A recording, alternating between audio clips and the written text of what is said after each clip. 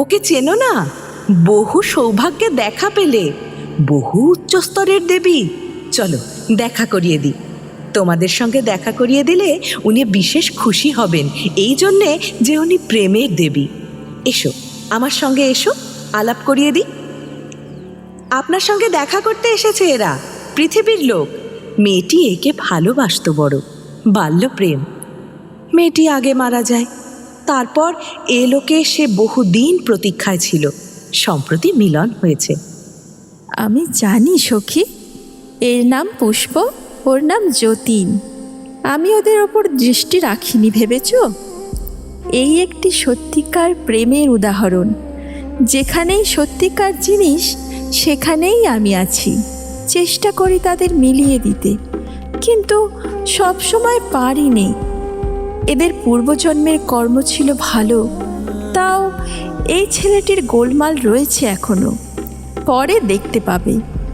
তা এনে ভালোই করেছ। আমার মণ্ডলীতে এরা আসুক, কারণ এরা আমারই দলের উপযুক্ত লোক। তোমাদের প্রকৃত স্থান এ মণ্ডলীতে। আমার দেখা সর্বদাই পাবে। যখন চাইবে তখনই দেখা দেব, সেজন্য ভেবো না। তোমরা যাও এর সঙ্গে। উনি আর আমি পৃথক নই।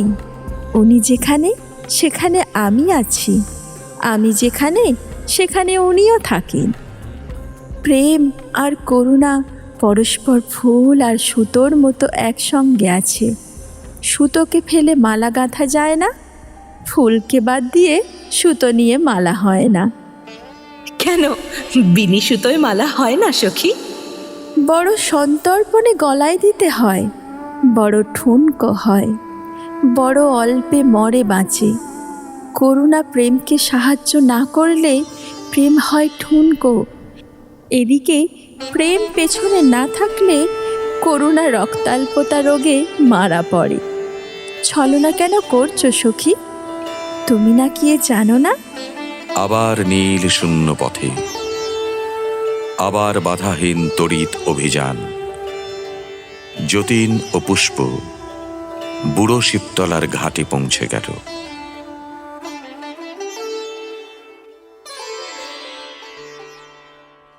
রবিবারের মধ্য দুপুর, গল্পে গল্পে ভরপুর, দ্য ক্লাসিক পেজেস।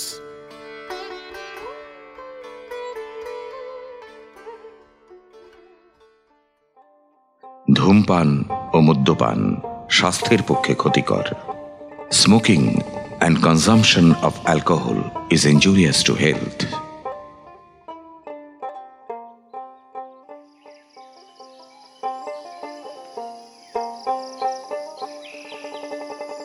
দিন কয়েক পরে পুষ্প ঘুম ভেঙে উঠেছে। ওর শয়নকক্ষের বাইরের প্রকাণ্ড মুচকুন্দ চাঁপার গাছটাতে পাখিরা কিচকিচ করছে। ও দেখলে জানালা দিয়ে নতুন ওঠা প্রভাত সূর্যের আলোর রং কেমন অদ্ভুত ধরনের সবুজ ও গোলাপি। আরও বিস্মিত হলো দেখে যে সেই রঙিন আলোর মৃদু জ্যোতিটা বাষ্পাকারে তার খাটটা ঘিরে রয়েছে যেন। যতীন বুঝতে পারত না ব্যাপারটা। পুষ্প বুঝলে ওপরের স্বর্গ থেকে কোনো উচ্চতর আত্মা তাকে স্মরণ করছেন। যতীনকে কথাটা বলতেই সে বললে, চলো আমিও যাই। পারবে না যতুদা, নইলে তোমায় ফেলে যেতে কি আমার সাধ? আমার মনে হচ্ছে ইনি সেদিনকার সেই দেবী, করুণা দেবী, যার সঙ্গে আলাপ করিয়ে দিয়েছিলেন। তা যদি হয়, সে স্বর্গে যাওয়া তোমার পক্ষে একেবারেই অসম্ভব। তুমি থাকো, আমি যাই, কাজ শেষ হলেই চলে আসব।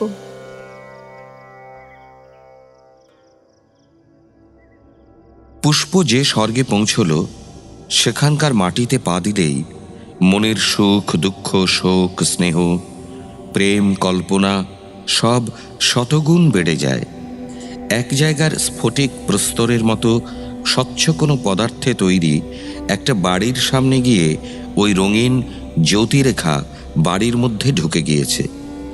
পুষ্প সেখানে ঢুকে দেখলে প্রণয় দেবী একটা বড় জানালার ধারে দাঁড়িয়ে কি যেন দেখছেন।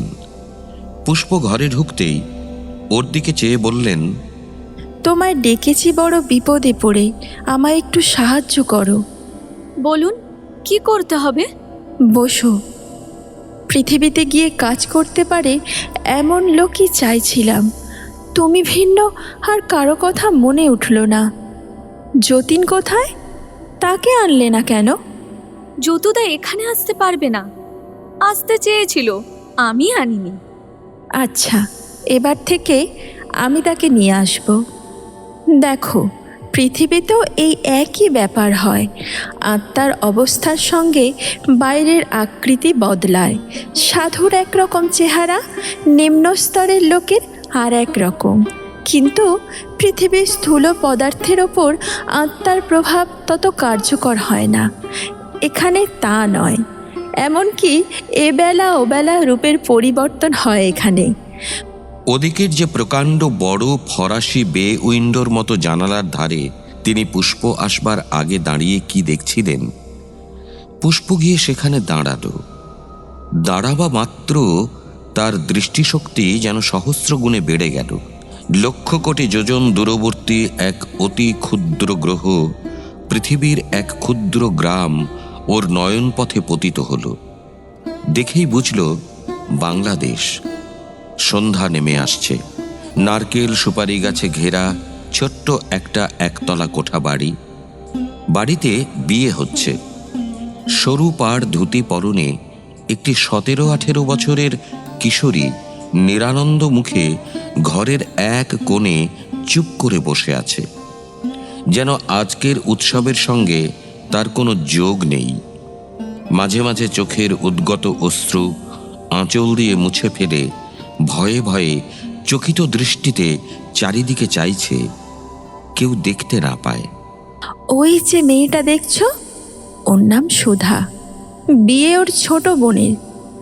ওই মেয়েটার দুঃখে আমি এত কষ্ট পাচ্ছি যে স্বর্গে থাকা আমার দায় হয়ে উঠেছে। ও অত্যন্ত প্রেমিকা মেয়ে। অত অল্প বয়সে অত ভাবপ্রবণ প্রেম পাগলিনী মেয়ে বড় একটা দেখা যায় না। ও আজ বছর 2 বিধবা হয়েছে। 13 বছরে বিবাহ হয়েছিল। স্বামী বেঁচে ছিল বছর 2। এই 2 বছরে স্বামীকেও প্রাণ দিয়ে ভালোবেসেছিল। রোজ রোজ লুকিয়ে লুকিয়ে কাঁদে। আজ ওর ছোট বোনের বিয়ে। ওর কেবলই মনে হচ্ছে ওর বিয়ের দিনটির কথা। আজ সারাদিন লুকিয়ে কাঁদছে, পাছে মা বাবা মনে কষ্ট পায়। আমার আর সহ্য হয় না ওর দুঃখ। কি যে করি। আর দেখছো তো, গরিব ঘরের মেয়ে। কিন্তু আপনার তো অসীম শক্তি, আপনি তো ইচ্ছা করলেই ওর উপায় হয়। তা হয় না পুষ্প। কেন হয় না? চলো তোমায় দেখাবো। তুমি আগে যাও, আমি কিছু পরেই যাব। যতীনকে নিয়ে তুমি চলে যাও। লক্ষ লক্ষ মাইল চোখের পলকে অতিক্রম করে পুষ্প এলো ওদের বুড়ো শিবতলার বাড়িতে। যতীনকে সঙ্গে নিয়ে তারপর সে চলে এলো সুধাদের বাড়ি। সুধাদের বাড়ি তখন বর এসেছে। সে কৌতূহল দৃষ্টিতে ঘরের জানালার গরাদ ধরে উঠোনের দিকে চেয়ে দাঁড়িয়ে বর দেখছে। পুষ্প এসে সুধার পাশে দাঁড়ালো। সুধা যে আত্মা হিসেবে উচ্চ শ্রেণীর তা তখনই বুঝলে পুষ্প। কারণ পুষ্পের প্রভাব সে তখনই নিজের মনের মধ্যে অনুভব করলে তার ভারী মনটা তখনই হালকা হয়ে গেল। যতীন দেখলে একটি আত্মা অনেকক্ষণ থেকে বিবাহ সভার এদিক ওদিক ঘোরাঘুরি করছে। যতীনকে দেখে সে কাছে এলো, বললে, আপনি কে? আপনি এখানে কেন? আপনি কে? আমি এই বিধবা মেয়েটির স্বামী। ওকে একটু সান্ত্বনা দিন আজ। আমি চেষ্টা করেছি কিন্তু পারছি না। আপনাকে দেখে বুঝেছি আপনি উচ্চ স্বর্গের মানুষ। আপনি যা পারবেন তা আমি পারবো না। তাই আপনাকে জিজ্ঞেস করেছিলাম আপনি এখানে কেন? এই মেয়েটির দুঃখে একটি দেবীর মন গলে গিয়েছে। তিনি পাঠিয়েছেন এখানে আমাদের। কই, আর কেউ তো নেই এখানে? আপনি তো একা। আমি বড় কষ্ট পাচ্ছি ওর জন্যে, কিন্তু কিছু করবার নেই। ও যখন ঘুমিয়ে থাকে তখন ওকে সান্ত্বনা দেবার চেষ্টা করি, কিন্তু আমার চেয়ে ওর অবস্থা উন্নত। আমার ক্ষমতা নেই কিছু করবার। উচ্চ স্বর্গের একজন দেবী আপনার স্ত্রীর উপর কৃপাদৃষ্টি রেখেছেন। তিনি আমাদের এখানে পাঠিয়েছেন। তিনি নিজে এক্ষুনি আসবেন। তিনি এসেছেন, এই তো এলেন। সুধার স্বামী পুষ্পের কথা শুনতে পেলে না, যতীন প্রণয় দেবীকে দেখতে পেলে না, কিন্তু প্রণয় দেবীর শান্ত কোমল প্রভাব সে মনের মধ্যে অনুভব করতে পারলে। প্রণয় দেবী নিজে সবসময় সুধার পাশে এসে দাঁড়িয়ে রইল, বললেন, এদের ফেলে আমার কোথাও থেকে সুখ নেই। এবারও এদের ওই রকম ভুগতে হবে। সুধার স্বামী তত উচ্চ অবস্থার নয়। তাছাড়া কেন এরা এরকম ভুগছে তা আমি ঠিক জানি না।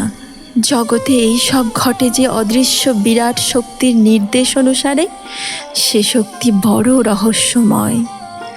তার কর্মপ্রণালী বা প্রকৃতি সম্বন্ধে কিছুই বুঝি না, জানিও না। তিনিই তো ভগবান। ও নাম কানে গেলে মন অন্যরকম হয়ে যায়। যখন তখন ও নাম নিও না। ভগবান যে কি তা আমরা জানি না এখনো। যে শক্তির কথা বলছি হয়তো তাকেই তোমরা ওই নামে ডাকো। পুষ্প এসে দেখলে সুধার স্বামীও সেখানে উপস্থিত। তারও চোখে জল। মরণের যবনিকার আড়ালে প্রেমের এই লীলা পুষ্পকে মুগ্ধ করলে। প্রেম মরণজয়ী, এই সত্যটা এই দৃশ্যে যেন পুষ্পের মনে ভালো করে অঙ্কিত হয়ে গেল। একটু পরে প্রণয় দেবী নিজে সেখানে এসে দাঁড়ালেন। সুধার মাথায় তার হাত রেখে বললেন, কোনো দুঃখ করো না, আমি মিলন করিয়ে দেব। তোমার মতো মেয়ে লক্ষ লক্ষ রয়েছে আমার পৃথিবীতে, তাদের ছেড়ে স্বর্গেও যেতে পারিনি। আপনার মতো দেবী ইচ্ছে করলে সুধার কোনো উপকার হয় না? আমি সেবা করতে পারি। বিশ্বের শক্তি নিয়ন্ত্রণ করবার আমি কে? আমার মতো হাজার হাজার আছেন দেবদেবী। তাদের আপনি জানেন? জানি, তারা আছেন, পরিচয় সকলের সঙ্গে নেই। আমাদের শক্তি মানুষের চেয়ে হয়তো বেশি, তবুও সীমাবদ্ধ। চলো আমরা এখান থেকে চলে যাই।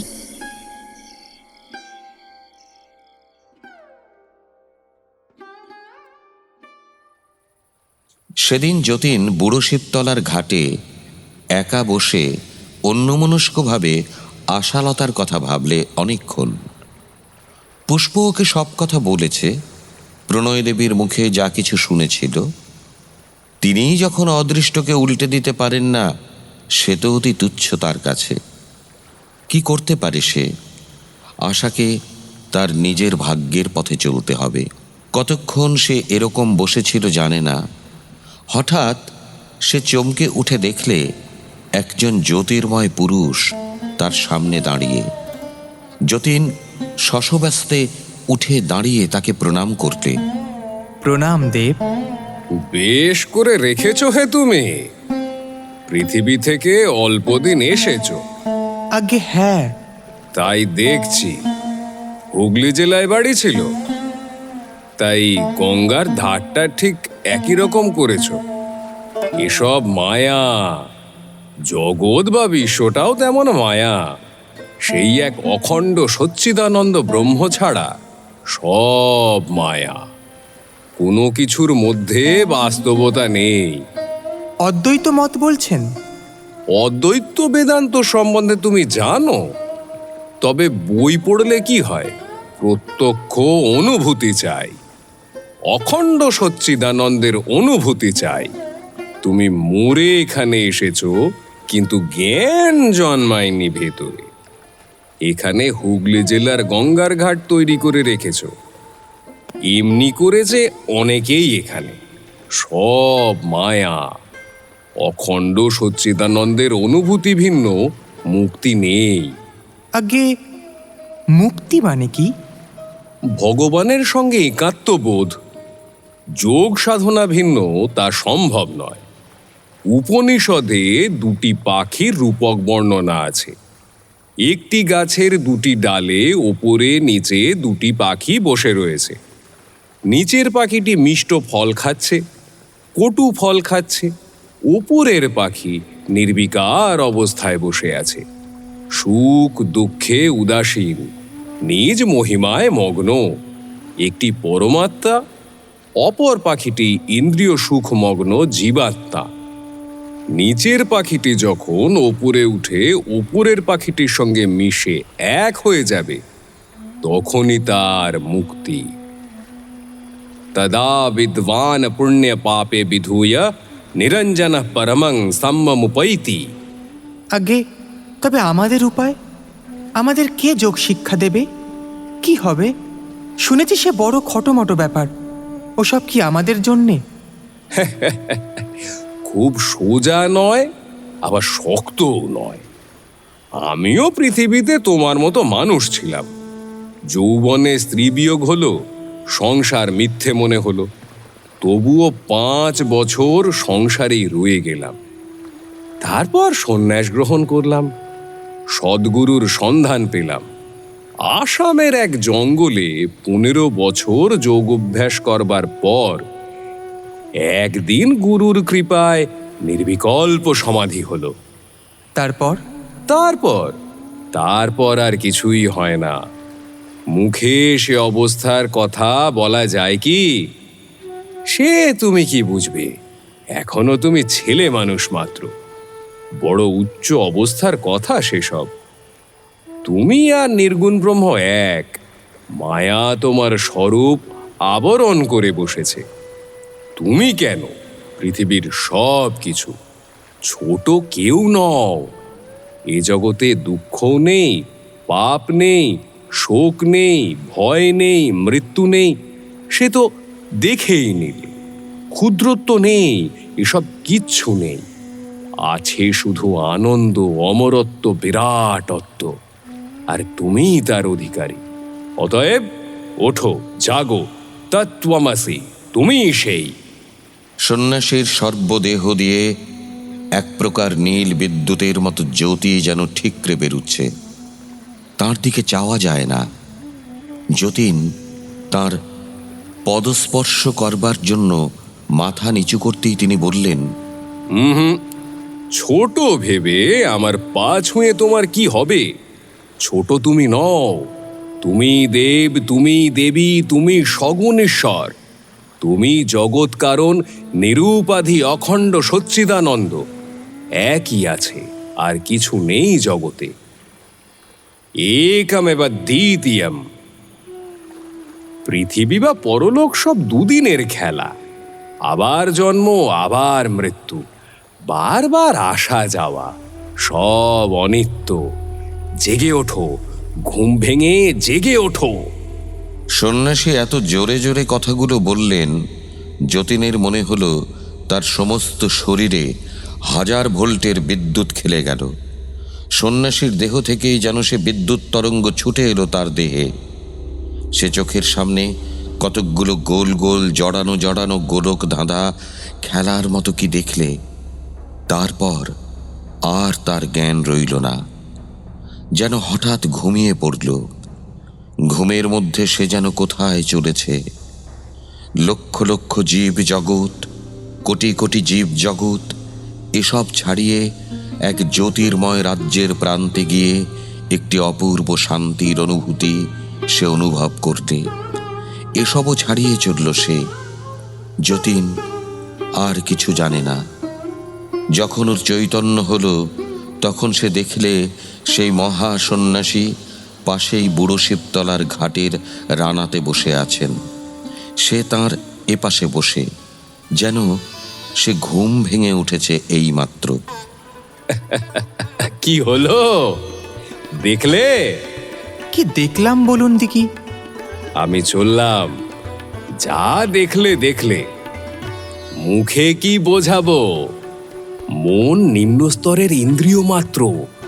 ওর চেয়ে বড় অনুভূতির দরজা যেদিন খুলবে, সেদিন আমায় বোঝাতে হবে না, নিজেই বুঝবে। তোমার সে অবস্থার এখনো বহু বিলম্ব। 2-4 জন্মে হবে না, অনেকবার এখনো পৃথিবীতে যাতায়াত করতে হবে। প্রভু, যাবেন না, যাবেন না। পুষ্প বলে একটি মেয়ে আছে, তাকে একবার দেখা দিয়ে যাবেন দয়া করে। সময় হলে দুজনেই দেখা পাবে আবার। তবে স্ত্রীলোকের পথ ভক্তির, জ্ঞানের নয়। আমি তোমাদের দুজনকেই জানি। গত 3 জন্ম তোমরা আমার দেখা পেয়েছো, তোমাদের ভালোবাসি, কিন্তু তাতে কি হবে? সময় হয়নি। চক্রপথে ঘুরতে হবে অনেক দিন। আমি আছি তোমাদের পেছনে, নতুবা আমার দেখা পেতে না।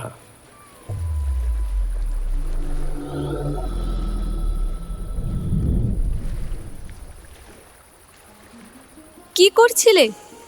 পুষ্প, তুমি মায়া, মিথ্যে, সে কি যতীনদা? ব্যাপার কি? এসব ভেলকি। তুমি বুঝিয়েছ পরলোক টরলোক, আমরা মরে ভূত হয়ে আছি। চক্রপথে এখনো আমাদের অনেক ঘুরতে হবে।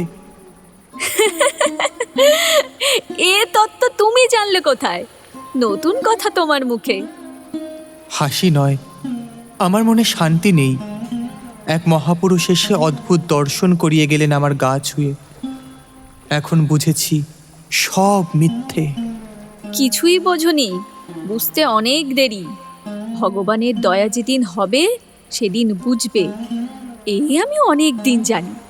কিন্তু তাতে কি, এতেই আনন্দ। যুগে যুগে আসবো যাব, এর শোক দুঃখেও আনন্দ খুঁজে নেব। খেলা করো না দুদিন, যতদিন তিনি খেলাবেন।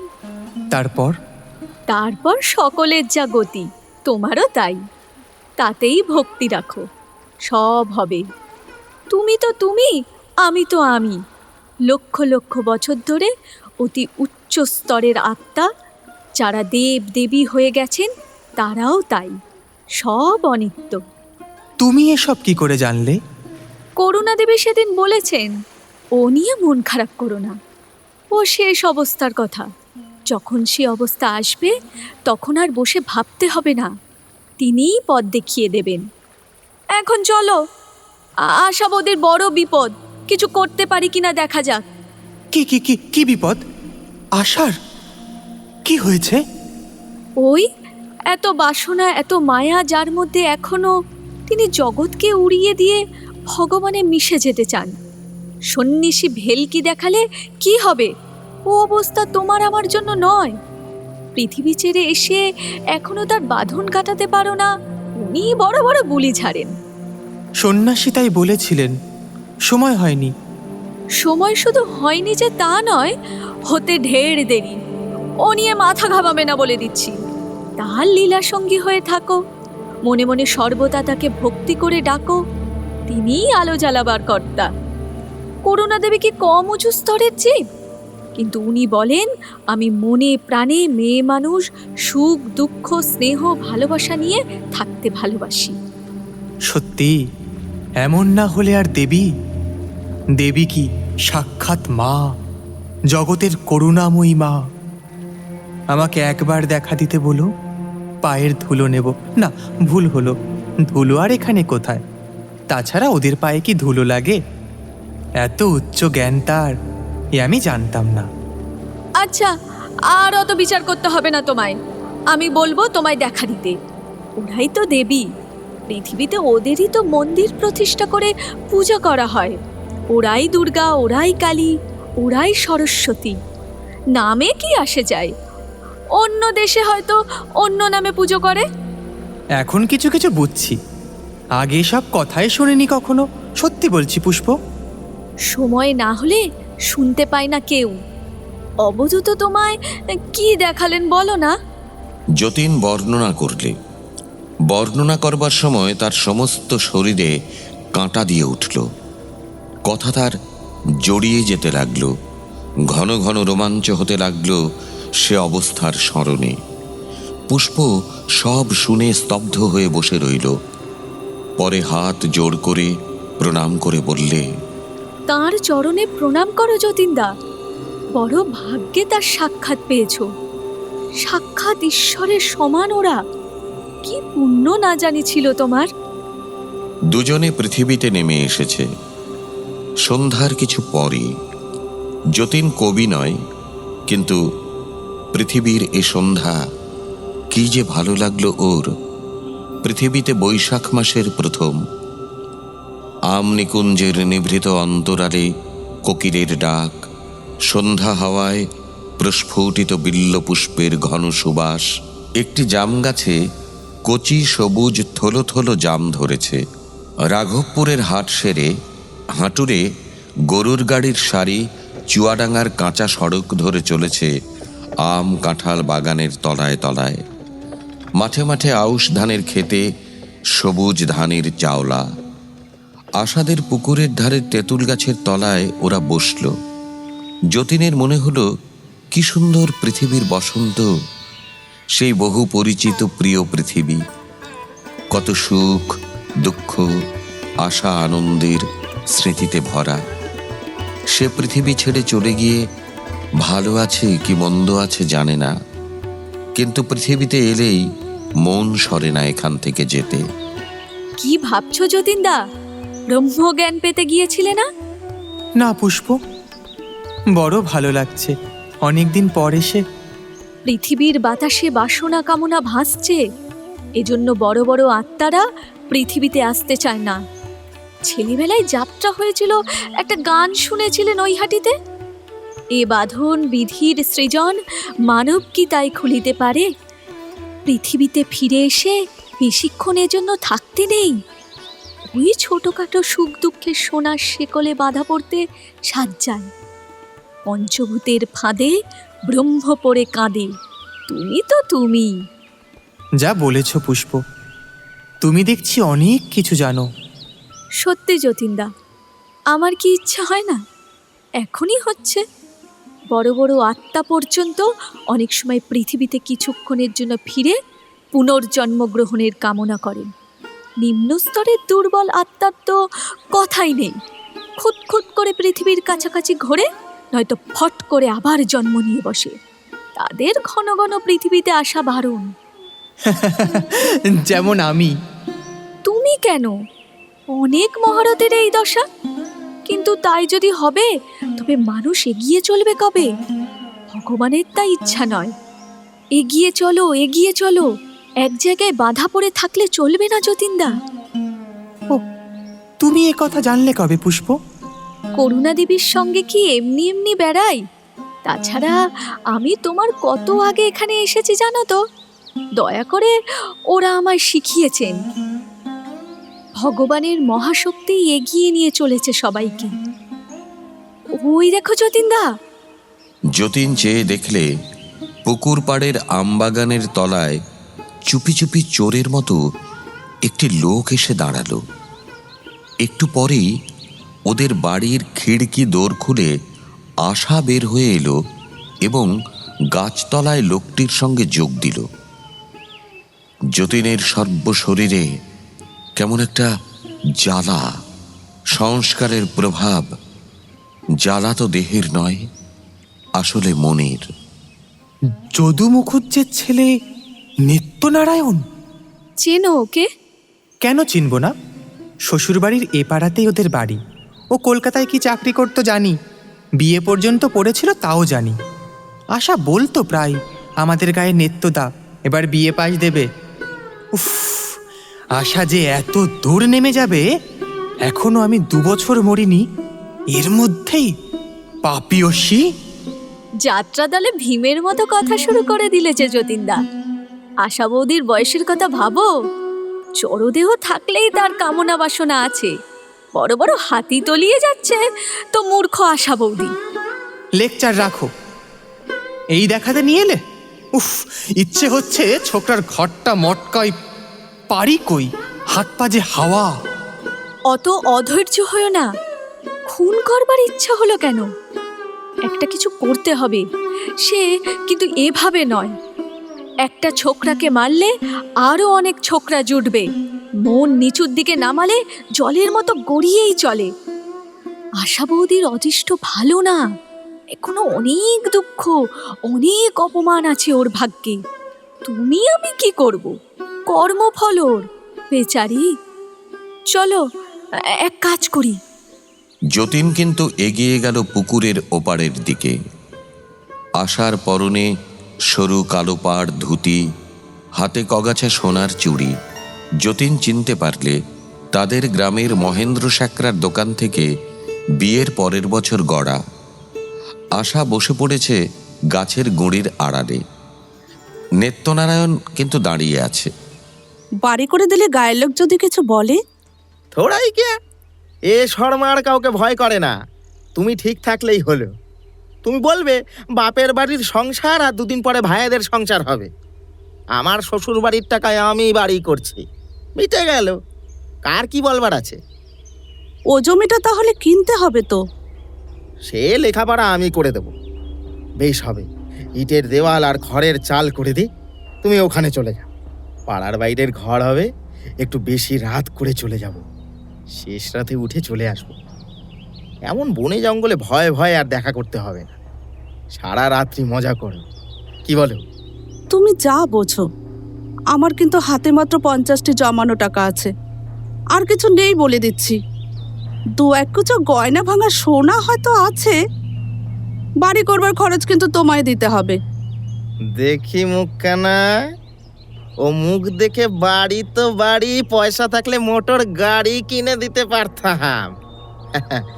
কিন্তু বলে দিচ্ছি, ও শম্ভু চক্রবর্তীটার সঙ্গে আর কথা বলতেও পারবে না, কোনোদিনও না। আহা, শম্ভুদার ওপর তোমার এত হিংসে কেন? আমি কবে কি করছি তার সঙ্গে? সে আসে যায়, পাশের বাড়ির ছেলে, তাড়িয়ে তো দিতে পারিনি। আচ্ছা, ভালো কথা। নিজের বাড়ি হলে সে তো আর পাশের বাড়ির ছেলে থাকবে না। তখন নতুন বাড়িতে না ঢোকে যেন। হ্যাঁ গো, এতে গায়ে কোনো কথা উঠবে না তো? আমি মেয়ে মানুষ, কি বুঝি বলো? তুমি রাগ করো না, আমার ভয় করে। কোনো ভয় নেই। নেত্য মুখুজ্জে যে কাজে হাত দেবে তাতে কিছু গোলমাল হবে না, কিচ্ছু ভেবো না। আমায় ভালোবাসো আশা? নিশ্চয়ই। সত্যি বলছো? কেন, সন্দেহ আছে নাকি? তোমাদের যে মতি স্থির নেই কি না, তাই বলছি। কাল সারা দুপুর শম্ভু চক্রবর্তীর সঙ্গে গল্প করেছে। আহা, মা সেখানে সব সময় বসে। শম্ভুদা একটা কবিতার বই পড়ে শোনাচ্ছিল। কি কবিতা? তা জানি নে, কিন্তু সেজন্য তুমি ভাবো কেন? আমার একটা উপায় যেখানে হয় সেখানেই আমি থাকব। মা বুড়ো হয়েছেন, আমার নিজের হাতে সম্বল নেই। ভাই বউরা এসে যদি জ্বালা দেয়, দু কথা শোনায়, সে সংসারে থাকা আমার পোষাবে না। যদি অদৃষ্টই মন্দ না হবে, তবে এত শিগগির কপাল পুড়বে কেন আমার? আশা মুখ নিচু করে আঁচলে চোখের জল মুছলে। যতীনের মন করুণা ও সহানুভূতিতে ভরে উঠল। তাহলে জীবনের এসব সংকটময় মুহূর্তেও আশা তার কথা মনে করে, এখনো তাকে সে ভোলেনি। পুষ্প ওর পাশে এসে মৃদুস্বরে বললে, চলে এসো যতীনদা, এখানে থেকে কিচ্ছু করতে পারবে না।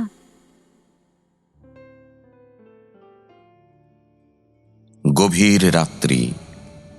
আশা তাদের বাড়ির ছোট্ট ঘরে ময়লা বালিশ মাথায় দিয়ে মেঝেতে মাদুর পেতে শুয়ে আছে।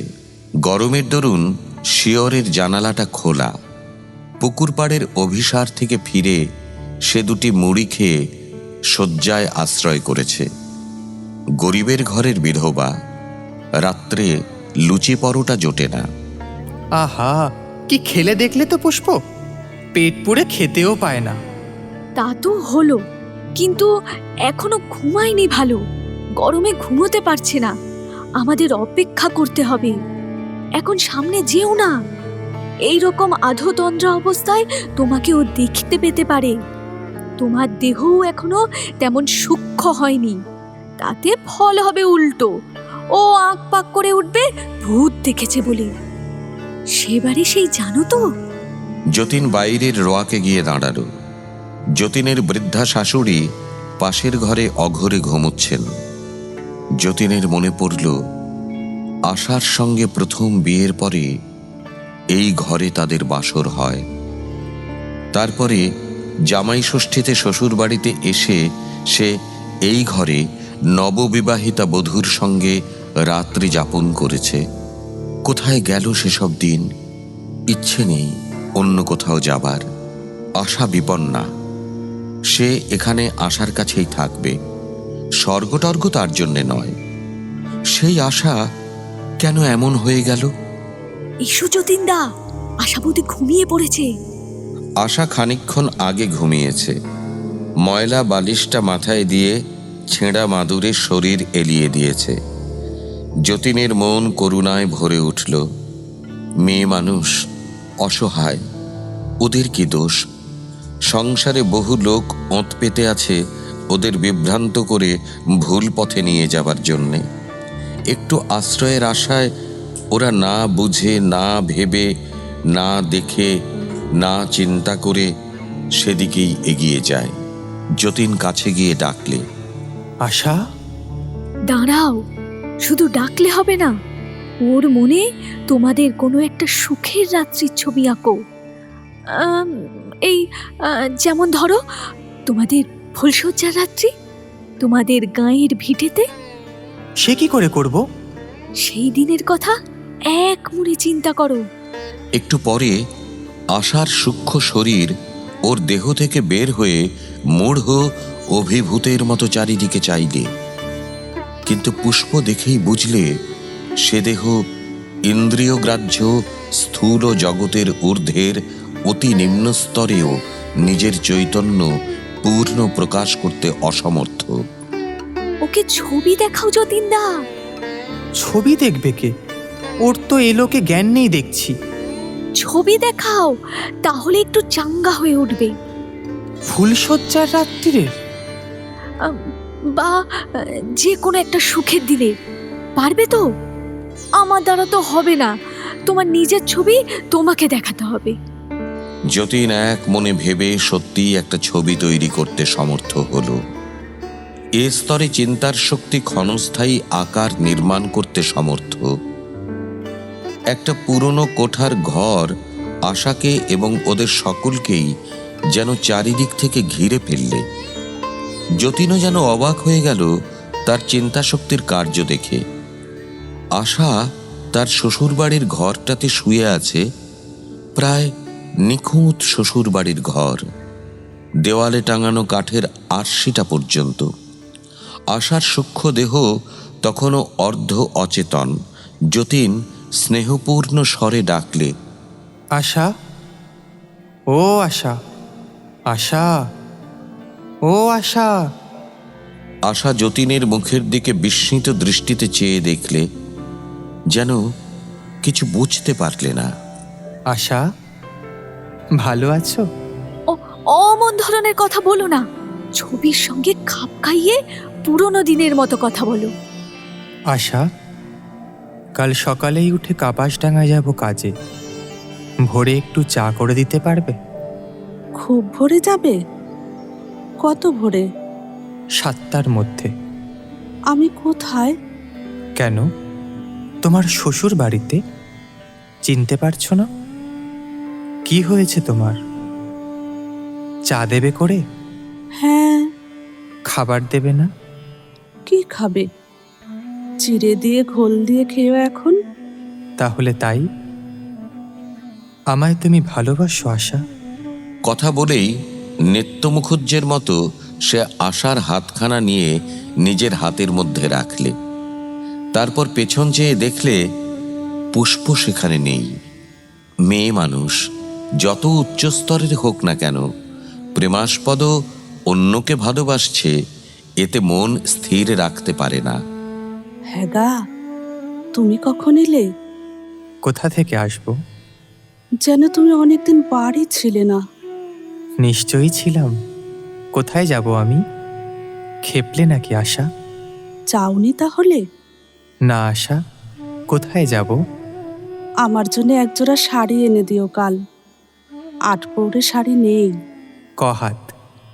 11 হাত দিও। 10 হাতে ঘুমটা দিতে পারিনি মার সামনে, লজ্জা করে। বেশ। আচ্ছা, আমার কি একটা হয়েছিল বলো তো? কিছুতেই যেন মনে নিয়ে আসতে পারছি নে। কি আবার হবে? কিছুই না। ও, তবে বোধহয় স্বপ্ন দেখেছিলাম না? তাই হবে লক্ষ্মীটি, ওসব ভাবতে নেই। তুমি আমায় ভালোবাসো? হুম, কোন জগৎ সত্য? এই ছবিতে গড়া স্বপ্নের জগৎ, না বাস্তব জগৎ, নাকি সবই স্বপ্ন? অথচ আশা ভাবছে এই বুঝি সত্য। তাহলে তুমি ঘুমিয়ে পড়ো আশা, রাত হয়েছে।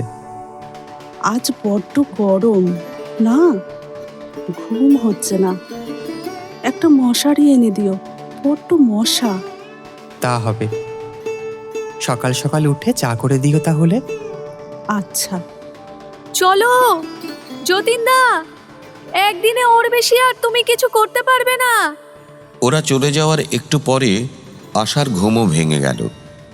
সে ধড়মড় করে বিছানা থেকে উঠে চারিদিকে দেখলে এ কোথায় আছে সে? এমন স্পষ্ট স্বপ্ন সে আর কখনো দেখেনি। কতদিন পরে সে তার স্বামীকে এত স্পষ্টভাবে দেখেছে। এইমাত্র যেন তিনি পাশে বসেছিলেন। কতক্ষণ স্বপ্নের কথা ভাবলে সে। আরও কয়েক মাস কেটে গিয়েছে। আশালতার মনের অবস্থা দিন কয়েকের জন্য একটু ভালো হয়েছিল বটে, কিন্তু স্থায়ী কোনো ফল তাতে হয়নি। নেত্য তাকে গ্রামের প্রান্তে আলাদা বাড়ি করেও দেয়নি। ভুলিয়ে তার কতকগুলো সোনার গয়না হাত করে সেই টাকায় ওকে কলকাতায় এনে রেখেছে। রাস্তা থেকেই তোমাকে এটি করতে হবে আশা। যেখানে যাবে সেখানে আশেপাশের ঘরে অনেক ফ্যামিলি বাস করে। তাদের সামনে কি বলে দাঁড়াবে, কি পরিচয় দেবে? বাড়িওয়ালাই বা জায়গা দেবে কেন? সে আমি পারবো না। ব্রাহ্মণের ঘরের বিধবা হয়ে আবার পেরে কাপড় পরবো, সিঁদুর পরবো? এ হবে না, এ হবে না আমায় দিয়ে নেত্তদা। নাও নাও, আর ন্যাকামি করতে হবে না। ব্রাহ্মণের বিধবার তো সব রাখলে, এখন যার সঙ্গে বেরিয়ে এলে তার কথা মতো চলো। বেরিয়ে এলাম? আহা, নেকু, বেরিয়ে আসার কি হাতি ঘোড়া আছে নাকি? আবার তুমি ঘরে ফিরে যাও তো মানিক। এতক্ষণে গায়ে ঢি ঢি পড়ে গিয়েছে। দেখো গে যাও। পারে, তুমি বললে আমাকে কলকাতায় আলাদা বাসা করে দেবে, আমি আমার গয়না বিক্রি করে চালাবো, তারপর মাকে সেখানে নিয়ে এসে রাখা হবে, বলনি? আরে হ্যাঁ গো হ্যাঁ, এখনো তো তাই বলছি না? আমার হাত ধরে যে মাত্র বাড়ির বাইরে পা দিয়েছো, সেই মাত্রই তুমি বেরিয়ে এসেছো। ওকেই বলে বেরিয়ে আসা। এখন আর ফেরবার পথ নেই। যা বলি সেই রকম করো। তোমার ভালোর জন্যই তো বলছি। দেখো কত সুবিধা হবে। কলকাতায় বড় বড় লোকের সঙ্গে আলাপ হবে। আখেরে ভালো হয় কিনা দেখে নিও। যতীন সেদিন ফিরে এসে পুষ্পকে সব বলেছিল। পুষ্প বললে, আশা বৌদি বড় নির্বোধ। নেত্য লোকটা ওকে ভুলিয়ে এই কাণ্ড ঘটাচ্ছে, কিন্তু কিছু করার নেই। কেন পুষ্প, এক অবলা মেয়েকে সর্বনাশের পথ থেকে বাঁচাতে পারো না তোমরা? কই পারি, যে যার কর্মফলের পথে চলে, কে কাকে সামলায়। এরপর প্রায় 3 মাস কেটেছে।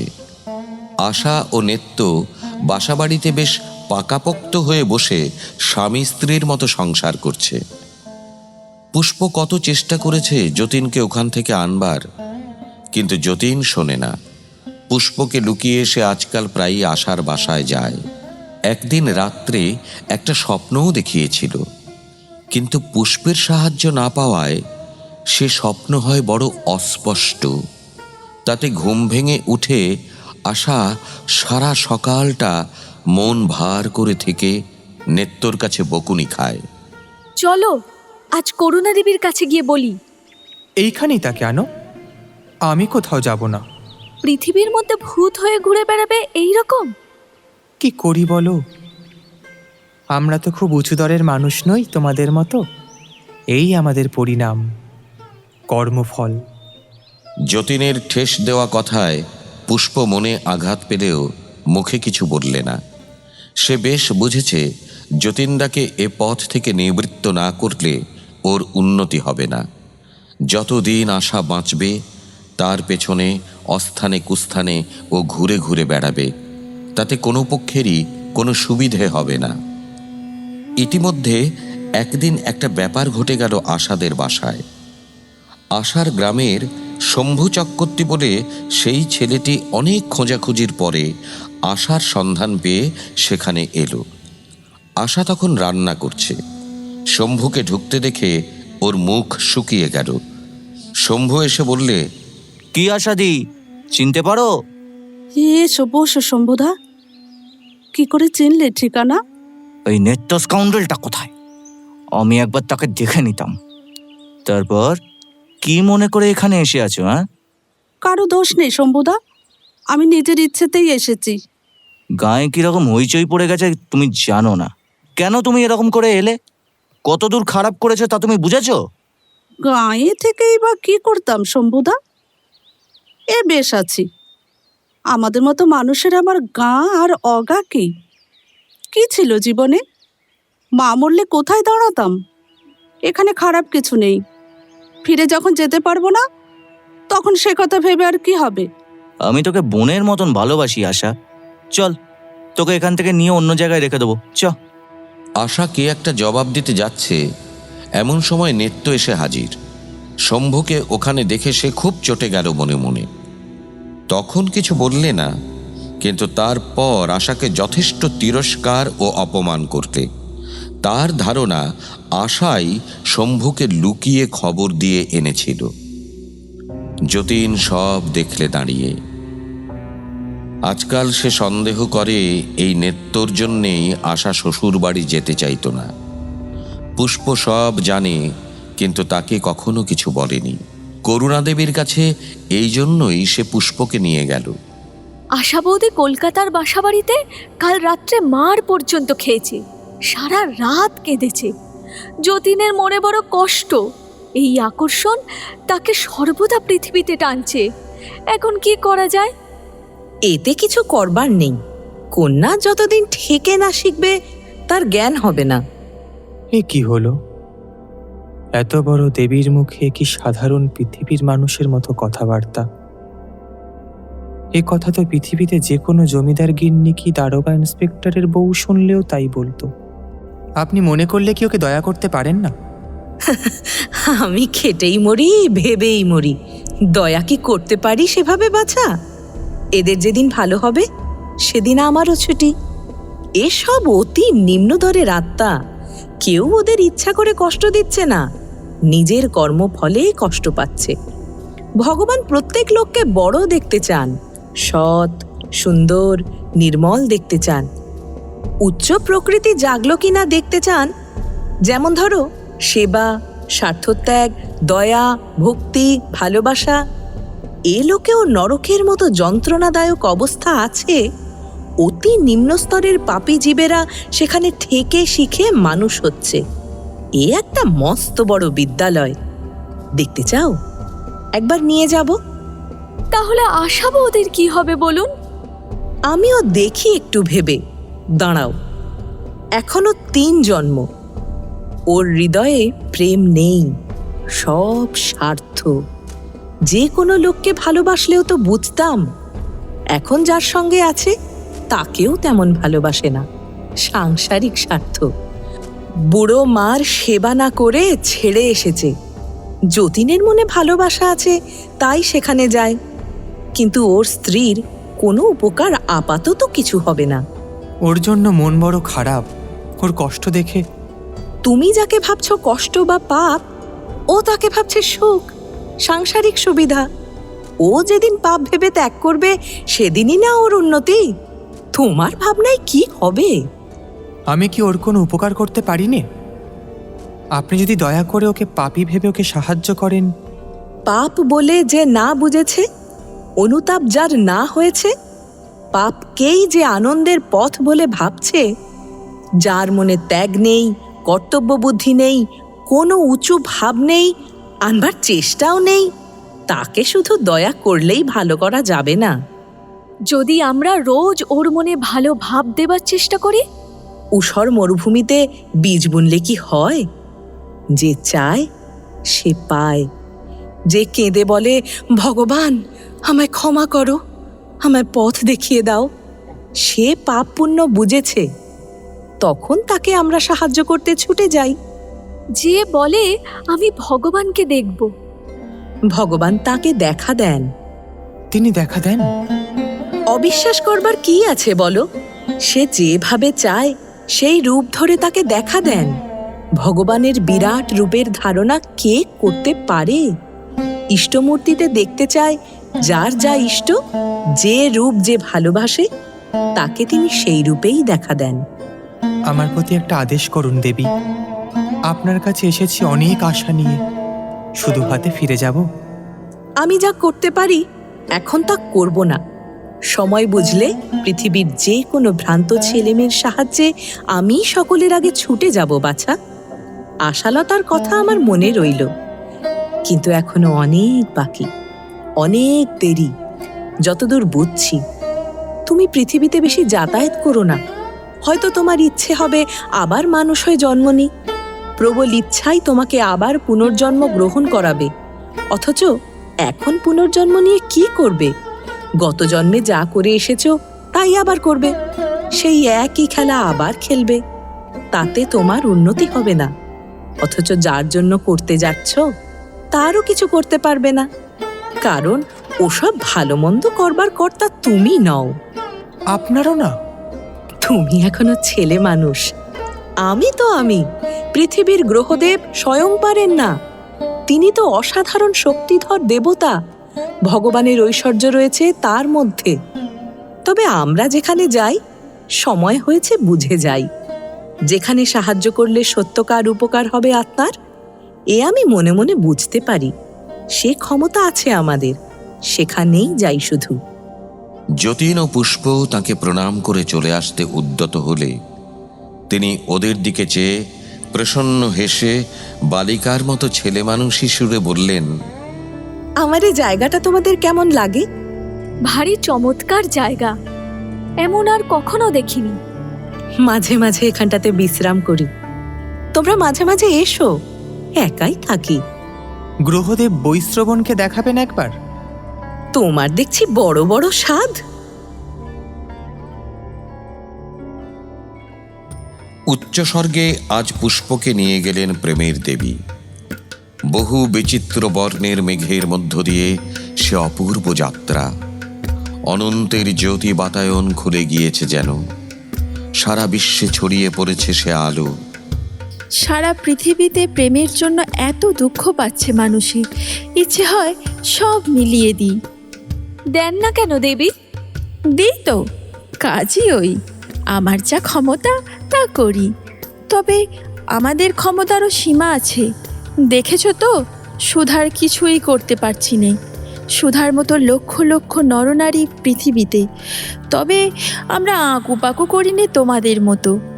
সময় অনন্ত, সুযোগ অনন্ত।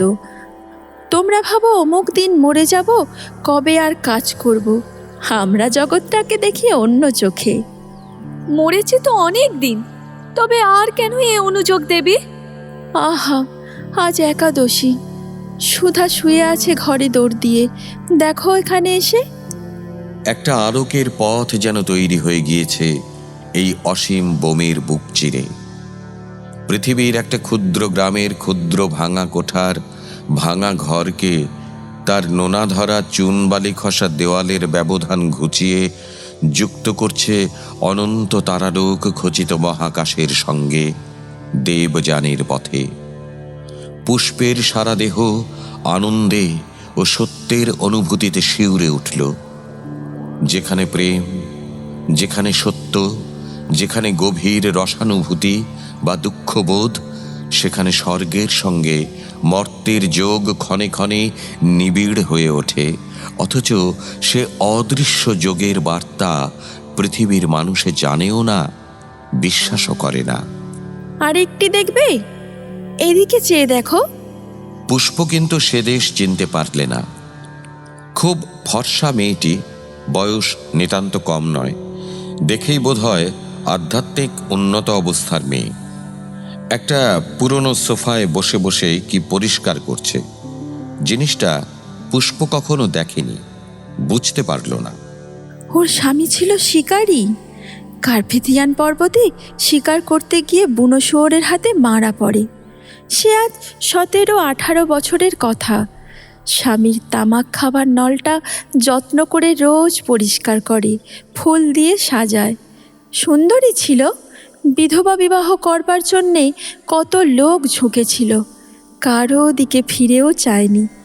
দুঃখ কষ্ট কত পেয়ে আসছে, খেতে পায় না, তবুও স্বামী ধ্যান স্বামী জ্ঞান।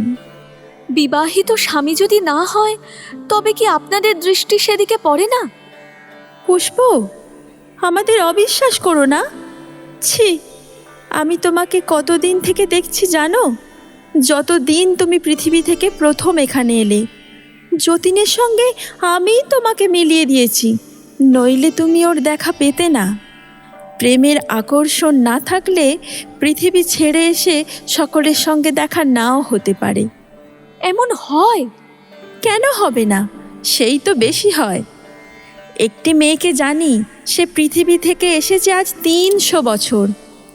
তার স্বামী এসেছে তার আসবার 25 বছর পরেই, কিন্তু তাদের সঙ্গে দেখা হয়নি আজও এই 300 বছর।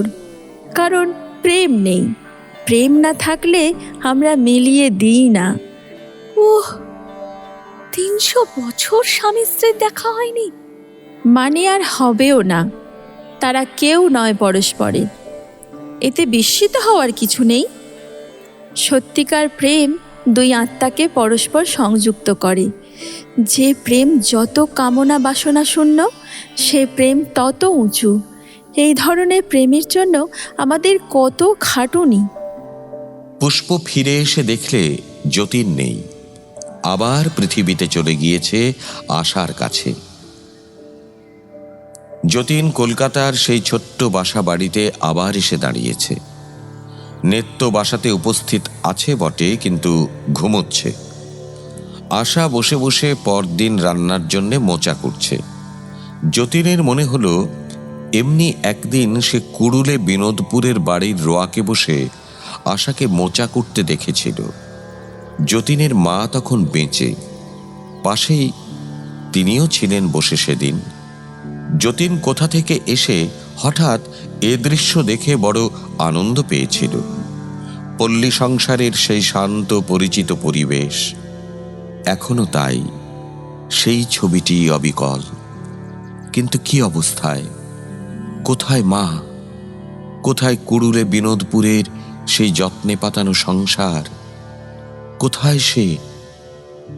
পুষ্প এসে পাশে দাঁড়াতেই যতীনের চমক ভাঙল। আশা মোচা কুটে উঠে নেত্যকে ডাকতে লাগলো। ওগো, ওঠো ওঠো, ভাত বাড়ি। কি বাবা,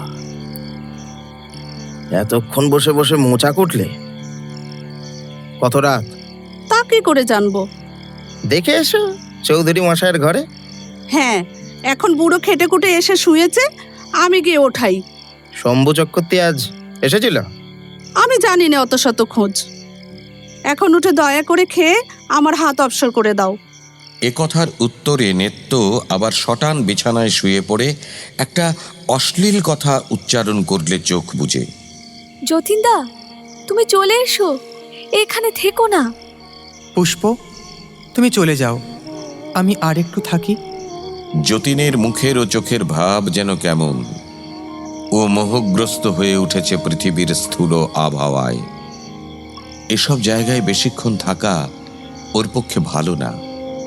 চুম্বকের মতো আকর্ষণ করে পৃথিবীর যত বাসনা কামনা আত্মিক লোকের জীবকে টেনে এনে বেঁধে রাখবার চেষ্টা করে, ওপরে উঠতে দেয় না। আমার বড় ইচ্ছে করুণা দেবীকে আর একবার আসার বিষয় বলি। তোমার কি মত? যতীনদা, তাতে ফল হবে না। আশা বৌদির কর্ম ওকে ঘুরিয়ে নিয়ে বেড়াচ্ছে, কেউ কিছু করতে পারবে না। নইলে চেষ্টা তুমি আমি তো কম করিনি। ওর মন ওকে টানছে নিচের দিকে, অধঃপতনের পথে। বাধা দেবার সাধ্য কার? এক যদি ভগবান সাহায্য করেন, কৃপা করেন। ভগবান সাহায্য করলে এই অবস্থায় এসে দাঁড়ায় ও আজ? তিনি চোখ বুজে আছেন। ভুলে যাচ্ছ যতীনদা, ভগবান তাকেই সাহায্য করেন যে অকপটে সৎ হবার চেষ্টা করছে, তার কাছে সাহায্য প্রার্থনা করে। যেচে তিনি সাহায্য করতে গেলে তাতে কোনো ফল হবে না বলেই তার কাছ থেকে সাহায্য আসে না। কেন? যে ভগবানকে চেনে না, তাকে স্বীকার করে না, তার হলো আচ্ছাদিত চেতন। তার চেয়ে যে ভালো তাকে বলে সংকুচিত চেতন। আশাবোধের আচ্ছাদিত চেতন। আলো জ্বাললে কি হবে? ঢাকনির মধ্যে আলো সেঁধ হবে না। কত নিচে পড়ে আছে আশাবোধী আর নেত্যোদ্দল ভাবো। ও বাবা, তোমার পেটে এত? নবদ্বীপের ভট্টাচার্যদের মতো শাস্ত্রর কথা শুরু করলে যে। তোমার কি চেতন পুষ্প?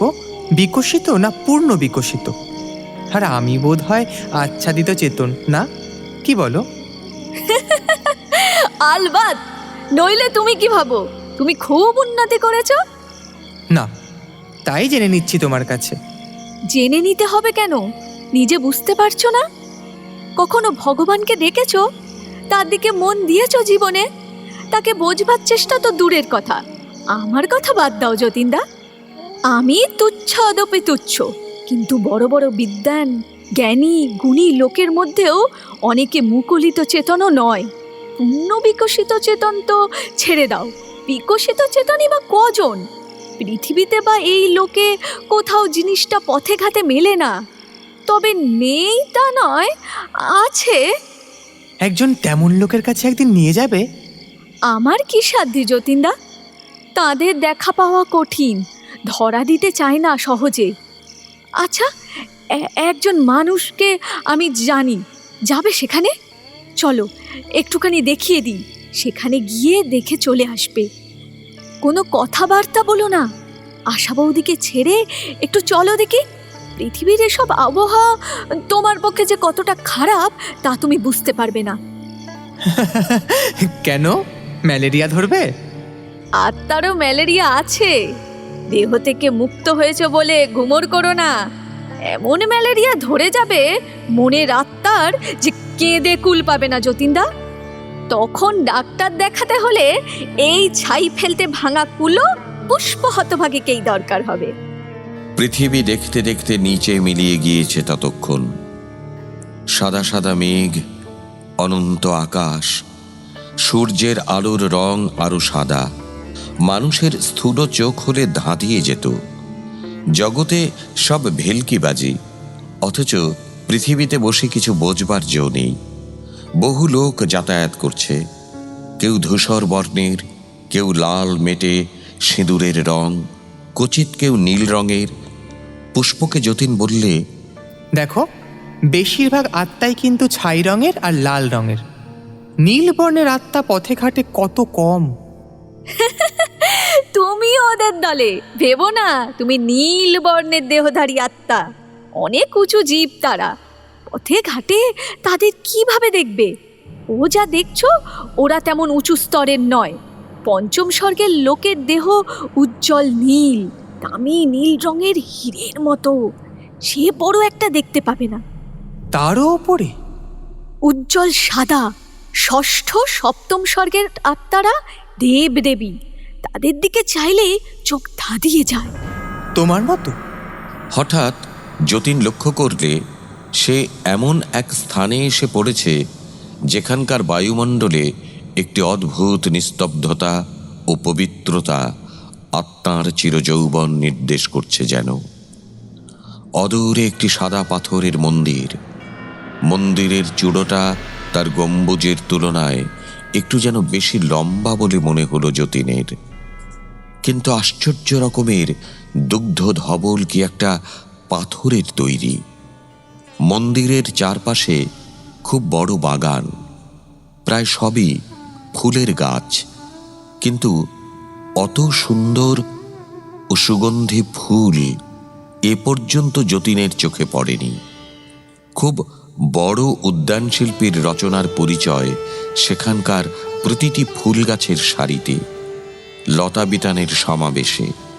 পুষ্প একটি নিভৃত লতাবিতানের সামনে গিয়ে দাঁড়ালো যতীনকে সঙ্গে করে। খুব বড় একজন ভক্ত সাধকের আশ্রমে তোমায় এনেছি। এসো মা, তোমার অপেক্ষা করছি। পুষ্প ও যতীন দুজনে লতাকুঞ্জের মধ্যে ঢুকে দেখলে একজন জ্যোতির্ময় দেহ সুশ্রী বৃদ্ধ পাথরের বেদিতে বসে। দুজনে পাদস্পর্শ করে প্রণাম করলে। আগে গোপাল দর্শন করে এসো। মন্দিরের কাছে গিয়ে ওরা দেখলে নীল রঙের পাথরের অতি সুশ্রী একটি গোপাল মূর্তি, যেন হাসছে, এত জীবন্ত। নানা রঙের ফুল দিয়ে বিগ্রহের পাদপীঠ সাজানো, গলায় বনফুলের মালা, পুষ্প করজোড়ে কতক্ষণ ভাবে তন্ময় হয়ে দাঁড়িয়ে রইল। যতীন ভক্তটক্ত নয়, সে একটু অধীরভাবেই পুষ্পের ভাব ভাঙবার প্রতীক্ষা করতে লাগল। ইনি কে? ইনি কে আমি জানিনি। সেকালের একজন বড় বৈষ্ণব আচার্য। পৃথিবীতে নাকি এখনো এর আবির্ভাবের তিরোভাবের উৎসব হয়। বহুদিন পৃথিবী ছেড়ে এসেছেন। বিগ্রহ দর্শন করলে? দেখেছি, অতি চমৎকার। প্রভু, আপনি কতদিন পৃথিবী থেকে এসেছেন? অনেক কাল। এখানে ওসব হিসেব রাখবার মন হয়নি। কি হবেই বা পৃথিবীর হিসেব রেখে? প্রভু, এখানেও বিগ্রহ? কেন বলো তো, কি আপত্তি তোমার? এ তো স্বর্গ। ভগবানের সাক্ষাৎ এখানে পাওয়া যাবে। কাঠপাথরের মূর্তি পৃথিবীতে দরকার হতে পারে, এখানে কেন? ভগবানের সাক্ষাৎ তুমি যেভাবে বলছো ওভাবে পাওয়া যায় কিনা জানি নে। আমি পৃথিবীতে এই বিগ্রহের পূজারী ছিলাম, বড় ভালোবাসি ওকে, ছেড়ে থাকতে পারি নে। তাই এখানে এসে এই মন্দির স্থাপন করে বিগ্রহ প্রতিষ্ঠা করেছি। ওরই সেবা আরাধনায় দিন কাটে বড় আনন্দে। মন্দির আর বাগান সবই মানসিক কল্পনায় সৃষ্টি করেছি। এ স্বর্গে তা করা যায় তা নিশ্চয়ই জানো। আগে হ্যাঁ, তা এর নিচের স্বর্গেও দেখেছি। আমার দেবতা শুধু পাথরের নয়, জীবন্তও বটে। কিন্তু তোমাকে তো দেখাতে পারবো না। আমার মা দেখতে পারেন, দেখেছেনও একবার। আপনি দয়া করলে ইনিও দেখতে পারেন বাবা। ইনি দেখতে পারেন না। ইনি ভাবেন ভগবানকে নিয়ে আমি এভাবে পুতুল খেলা করছি। বালগোপাল বড় লাজুক, এর সামনে বার হবেন না। যে তাকে মন অর্পণ করে ভালো না বেসেছে, বিশ্বাস না করেছে, তিনি যেচে অপমান করতে যাবেন সেখানে। ভগবান যখন ইষ্টদেবের বেশে লীলা করেন, কৃষ্ণ সেজে, কালী সেজে, তখন তিনি মানুষের বা দেব দেবীদের মনোভাব, যেমন রাগ, লজ্জা, মান, অভিমান, এমনকি ভয় পর্যন্ত পান। এই তো লীলা, এরই নাম লীলা। ওখানে বসে বকবক না করে আমাকে একবার জল খাইয়ে যাও না বাপু, তেষ্টায় মরলুম। যান যান, জল খাইয়ে আসুন। কে ছেলেটি? বুঝতে পারলে না? ওই তো বালগোপাল। তোমার খুব ভাগ্য তোমাকে গলার স্বর শুনিয়ে দিলেন। আমার পুষ্প মায়ের ভাগ্য। যাই আমি। সাধুর মুখে স্নেহ বাৎসল্যের রেখা ফুটে উঠল। তৃষ্ণার্ত সন্তানকে পানীয় জল দেবার ব্যাকুলতা নিয়ে তিনি মন্দিরের দিকে অদৃশ্য হলেন। ও হ্যাঁ, মনে পড়েছে, ইনি বৈষ্ণবাচার্য রঘুনাথ দাস। হ্যাঁ, কি সংশয় তোমার যতীন? এখনো যায়নি? অন্ধকার বড় একগুঁয়ে, তাড়ানো যায় না। প্রভু, কি করি বলুন? আপনি বৈষ্ণব আচার্য, কতদিনের লোক আপনি? মহাপ্রভুর সমসাময়িক। সপ্তগ্রামের নাম শুনেছিলে? সেই সপ্তগ্রামে বাড়ি ছিল আমার। আপনি এখানে কেন? আর সব কোথায় আপনার দলের? 350 বছর ধরে এই পুতুল খেলা নিয়ে? তোমার মন এখনো কাঁচা। আমি তোমাকে বলেছি মুক্তি চাইনি। সপ্তগ্রামে হরিদাস শিক্ষা দিয়েছিল, ভক্ত চায় ভগবানের প্রতি ভক্তি, তাঁর প্রতি যেন মন থাকে। আমাদের তাতেই আনন্দ। তাঁর ভজন আরাধনা নিয়েই আছি, খুব সুখে আছি। মহাপ্রভু ভগবানে মিলিয়ে গিয়েছেন। তিনি নারায়ণের অংশ। মাঝে মাঝে আমাদের আহ্বানে প্রকট হন, এই আশ্রমে আসেন। আর একটা কথা আপনাকে। বুঝেছি, তুমি যা জিজ্ঞেস করবে তার মুখে উত্তর চাও, না সে জগৎ দেখতে চাও? অর্থাৎ তুমি জানতে চাইছো পৃথিবী ছাড়া অন্য জীবলোক আছে কিনা? কেমন তো? বহু বহু আছে। বিশ্বের অধিদেবতার ভাণ্ডার অনন্ত। কোনো কোনো জগৎ পৃথিবী থেকেও তরুণ, সজীব। সেখানে সব মানুষ অত্যন্ত বেশি তাড়াতাড়ি কাজ শেষ করে মরে যায়।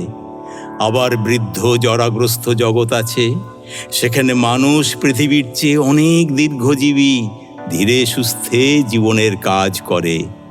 পৃথিবীর হিসেবে যার বয়স 25 বছর সেও বালক, 60 বছর যার বয়স সে নব্য যুবক। বিশ্বের দেবতার এমন আইন, সকলকেই অনন্ত মঙ্গলের পথে যেতে হবে। যে সহজে না যাবে তাকে দুঃখ দিয়ে, পীড়ন দিয়ে চোখ ফোটাবেনি। সেসব পৃথিবীতেও জীব শিক্ষার জন্যে উচ্চ স্তরের আত্মারা নেমে যান দেহ গ্রহণ করে। মুকং করতি বাচলং পঙ্গং লঙ্ঘয়তে গিরিং যৎকৃপাতমহং বন্দে পরমানন্দ মাধবম। এভাবে কতকাল থাকবেন আর? অনন্তকাল থাকতে পারি যদি তাঁর ইচ্ছা হয়। বৃন্দাবনে গোবিন্দ বিগ্রহের আরতি হচ্ছে, চলো দেখে আসি। আমাদের নিয়ে যাবেন? আপনার বড় কৃপা। বৈষ্ণব সাধুর জ্যোতির্ময় ঈষৎ নীলাভ দেহ বোম পথে ওদের আগে আগে উড়ে চলেছে। ওরা তার পেছন পেছন চলেছে। নভোচারী দু একটি আরও অন্য আত্মাকে ওরা পরে দেখতে পেলে। যতীন কখনো বৃন্দাবন দেখেনি, তাই বৈষ্ণব সাধু ওকে 4-5টি বড় বড় গাছের ক্ষুদ্র বাগান দেখিয়ে বললেন, ওই দেখো চিরঘাট। ওখানে মহাপ্রভু শ্রী চৈতন্য স্নান করে উঠে গোপালের দেখা পেয়েছিলেন। বড় পুণ্যস্থান, প্রণাম করো। তারপরেই একটা বড় মন্দিরের গর্ভগৃহে সেকালের ঝুলনো প্রদীপের আলোয় একটি সুন্দর বিগ্রহের সামনে ওরা গিয়ে দাঁড়ালে। অনেক লোক আরতি দর্শন করছে। একটি আশ্চর্য দৃশ্য যতীন এখানে প্রত্যক্ষ করে স্বর্গমর্তের অপূর্ব সম্বন্ধ দেখে অবাক হয়ে গেল। দেহধারী দর্শকদের মধ্যে বহু অশরীরী দর্শক এসে দাঁড়িয়ে বিগ্রহের আরতি দর্শন করছেন। তাদের মধ্যে কয়েকটি আত্মার দিব্য জ্যোতির্ময় দেহ দেখে যতীন বুঝলে ওরা উচ্চ শ্রেণীর ভক্ত সাধক। কবি ক্ষেমদাস, উনি বৃন্দাবনের বড় ভক্ত। এর মন্দির, এর কুঞ্জবন ছেড়ে থাকতে পারেন না। একটা কথা শুনেছিলাম, আত্মিক লোক থেকে বারবার এলে নাকি আত্মার অনিষ্ট হয়। এসো কবিকে প্রশ্নটা করি। কবি, আত্মিক লোক থেকে বারবার এলে কি আত্মার অনিষ্ট হয়? শ্রীরূপ গোস্বামীর উজ্জ্বল নীলমণিতে গোপীদের বিরহের 10 দশার বর্ণনা আছে। চিন্তা, উদ্যোগ, প্রলাপ, এমনকি মৃত্যুদশা, উন্মাদ রোগ পর্যন্ত। আমার এমন এক সময় ছিল বৃন্দাবনের যমুনা তট না দেখলে প্রায় তেমনি অবস্থা প্রাপ্তি ঘটত। বৃন্দাবনের মতো স্থানে এলে অনিষ্ট হয় না। কৃষ্ণে আসক্তি তো আমার ইষ্টই করে, ঊর্ধ্বলোকে নিয়ে যায়। কৃষ্ণে আসক্তি কৃষ্ণ পদে মতি এনে দেয়। হরিদাস স্বামী কি বলেছিলেন সপ্তগ্রামে, মনে নেই? শুনেছি বটে, তবে মনে রাখবেন আমি কবি ছিলাম, ভক্ত ছিলাম না আপনাদের মতো। আপনারা ছিলেন শ্রী চৈতন্যের পার্শ্ব সহচর। আপনাদের মতো ভাগ্য আমি করিনি। আমার কৃষ্ণ বিশ্বের বনে বাঁশি বাজিয়ে বেড়ান। বালক স্বভাব, উদাস। কেউ যদি ডাকে তার কাছে যান, না ডাকলে আপন মনেই একা একা থাকেন। অনাদিকাল থেকে এমনি। তাকে যদি ভালোবেসে কেউ ডাকে তবে তিনি সঙ্গী পেয়ে খুশি হন। তিনি করুণা স্বভাব, ভালোবাসার বশ। কেন একা থাকেন? রাধা কোথায়? ওসব কল্পনা, এইসব ভক্তপ্রভুরা সব বানিয়েছেন। কে রাধা? যে নারী ভালোবাসে তাকে, সেই রাধা। সেই তার নিত্যলীলার সহচরী। মীরাবাই যেমন। মীরাবাই আছেন? আছেন। তারা নিত্যলীলার সহচরী ভগবানের যাবেন কোথায়? বহু পুণ্যে তাদের দর্শন মেলে, বহু ঊর্ধ্বলোকে ওদের অবস্থিতি, আবার বিশ্বব্যাপী ওদের অবস্থান, তাও বলতে পারো। তাই আপনাদের মতো একজন কবি বলেছেন, all the world's a stage and the men and woman merely players. অর্থাৎ বুঝেছি, গভীর সত্যবাণী। নানা দিক থেকে সত্য নানাভাবে। আপনি কি ইংরেজি জানেন? ভাষার সাহায্যে বুঝিনি, তোমার মনের চিন্তা থেকে ও উক্তির অর্থ বুঝেছি। ওর সঙ্গে আমার দেখাও হয়েছে। পঞ্চম স্তরে কবি সম্মেলন হয়, সেখানে পৃথিবীর সব বড় দেশের বড় বড় কবিরা আসেন। আপনি কালিদাসকে দেখেছেন? ভবভূতি? সে সৌভাগ্য আমার হয়েছে। পৃথিবীর সে কালিদাস নয়, যে নিত্য মুক্ত কবি আত্মা কালিদাস রূপে অবতীর্ণ হয়েছিলেন। সেই আত্মার সঙ্গে আমার পরিচয়। একবার নয়, অনেকবার নানা দেশে নানা প্রাকৃত দেহ ধারণ করে তিনি অবতীর্ণ হয়েছিলেন। কিন্তু আসলে তিনি অপ্রাকৃত দেহধারী চিদানন্দময় আত্মা। আজ নাম কালিদাস, কাল নাম চণ্ডীদাস, পরে খেমদাস, তাতে কি? কবি সম্মেলন হয় কোন সময়? তুমি বুঝি নতুন এসেছো পৃথিবী থেকে? তোমার কথাতেই মনে হচ্ছে। এখন সময়ের কি মাপ?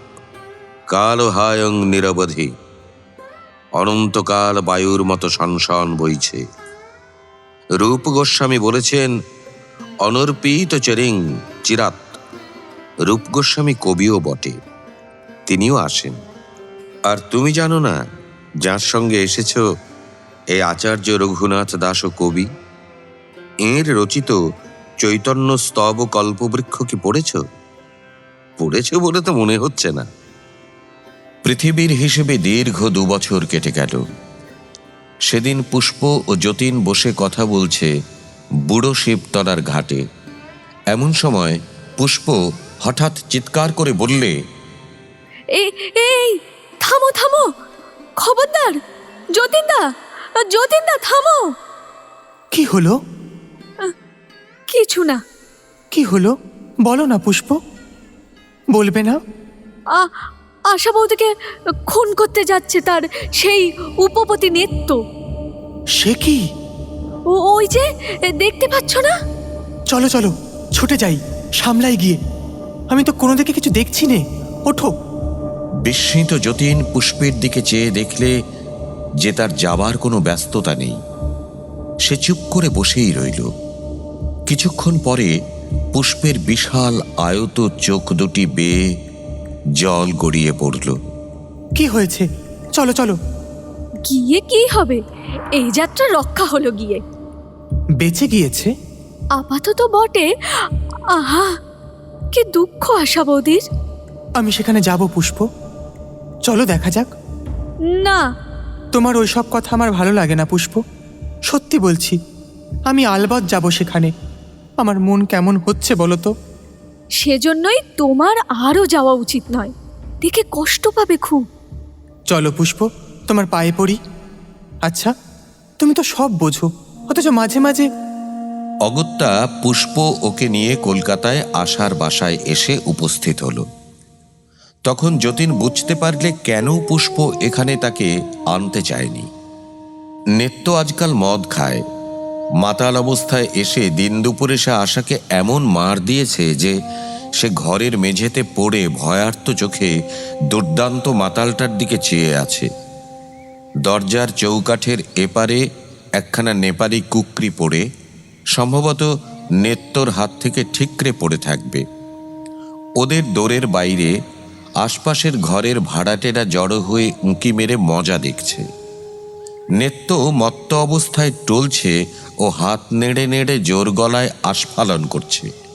ওকে ওকে আমি আজ খুন করে ফেলবো, খুন করে ফেলবো। আচ্ছা আচ্ছা পালমশাই, আপনি বিচার করুন, ওকে কে খেতে দিচ্ছে? হ্যাঁ, কে খেতে দিচ্ছে? কে পড়তে দিচ্ছে? ও দেশে না খেয়ে মরছিল কিনা ওকে জিজ্ঞেস করুন না, করুন। হ্যাঁ, আমি আমি আমি মশাই হক কথা, হক কাজ বড় ভালোবাসি। আমি আমি আনলাম ওকে এখানে, খাওয়াই পড়াই, অথচ সে শম্ভু বেটা এসে তলায় তলায় ফুটতি মরে। কতদিন পই পই করে বারণ করেছি, কই হ্যাঁ করিনি? তেমন পুরুষ বাপে নিত্যনারায়ণের জন্ম দেয়নি। আজ থেকে খুন করে ফাঁসি যাব। সেও থোড়াই কে আর এই শর্মা, এত বড় তোর বদমাইশি। হ্যাঁ, কম করেছি আমি তোর জন্যে? হ্যাঁ, তোর নিজের বিয়ে করা ভাতার কোনোদিন তোকে খেতে দেয়নি, আর আমি কি না? হ্যাঁ, দিয়েছে কোনোদিন সেই যতীন? খবরদার, তিনি স্বর্গে গিয়েছেন, তার নামে কিছু বলো না। ওরে আমার স্বামী সোহাগী সতী রে, মারো ওকে ঝেঁটা, বলতে লজ্জাও করে না। আমি বলছি? হ্যাঁ, না তুই বলতিস সেই যত্নে বেঁচে থাকতে আবার স্বামী সোহাগ দেখাতে এসেছেন? মরণ নেই, ভারী স্বামী ছিল মুরদের। হ্যাঁ, সব জানি। বিয়ে করে একখানা কাপড় কিনে দেবার, এক মুঠো অন্ন দেবার ক্ষমতা হয়নি। আবার ওই কথা, তিনি মরে স্বর্গে গিয়েছেন, তার নামে কেন বলবে তুমি?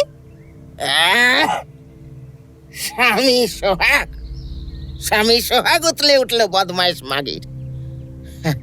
যে বেরিয়ে এসেছে তার মুখে আমার গলায় দড়ি দিয়ে যা।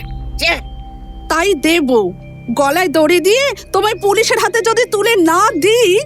চুপ, পুলিশ তোর বাবা হয়? আবার মুখে ওইসব কথা?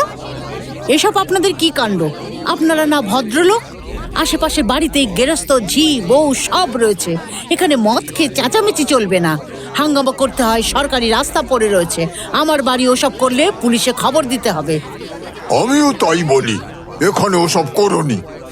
তা মাতালের সামনে এগোতে কি সাহস হয়? চলো চলো চলো তো এখান থেকে। মাতালের সামনে তক্ক করতে আছে? ছি মা, দেখছো না ওর এখন কি ঘটে জ্ঞান আছে? এসো আমার ঘরে। কোথাও যাবিনি বলে দিচ্ছি, হাড় ভাঙবো মেরে, খবরদার।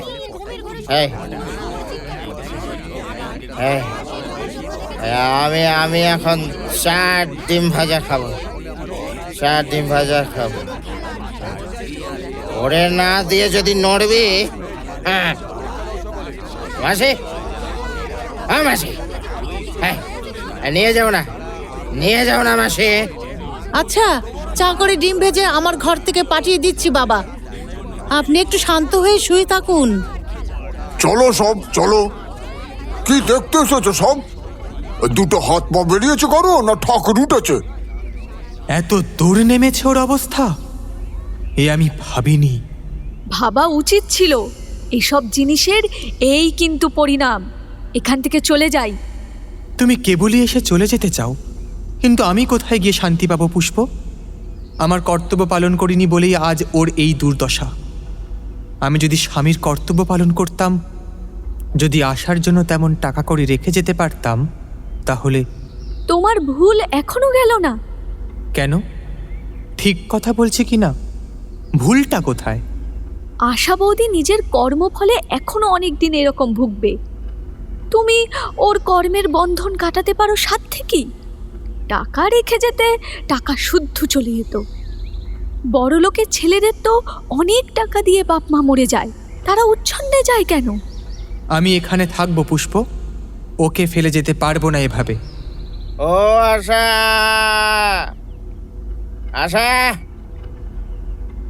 শোনো এদিকে। এই আশা, একটু চা খাচ্ছে, আপনাকেও পাঠিয়ে দিচ্ছি তৈরি হলে। আশা এখন যেতে পারবে না। কেন কেন যেতে পারবে না? শুনতে পাই কি? হ্যাঁ, ও আমার মেয়ে মানুষ, আমার। আমি যখন ডাকবো আলবাত আসবে। ওর ওর বাবা আসবে। এই কথাটা যতীনের বুকে যেন গরম সুরের মতো বিঁধল। আশা তার স্ত্রী, বৈদিক মন্ত্র উচ্চারণ করে যার সঙ্গে সে পরিণয় সূত্রে আবদ্ধ হয়েছে, সেই আশা অপরের মেয়ে মানুষ।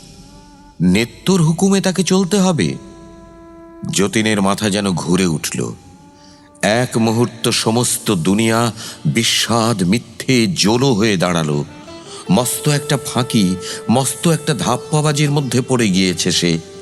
পুষ্প টুষ্প, সন্ন্যাসী টন্যাসী সব এই মস্ত জুয়োচুরির অন্তর্গত ব্যাপার।